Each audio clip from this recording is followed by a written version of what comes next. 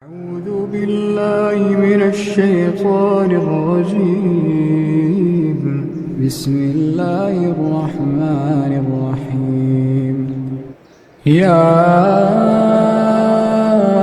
أيها المزمل قم الليل إلا قليلا نصفه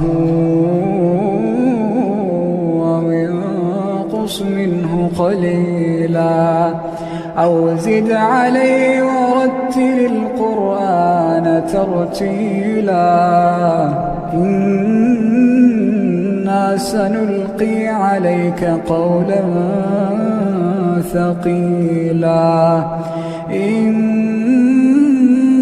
ناشئة الليل هي أشد وطئا وأقوم قيلا إن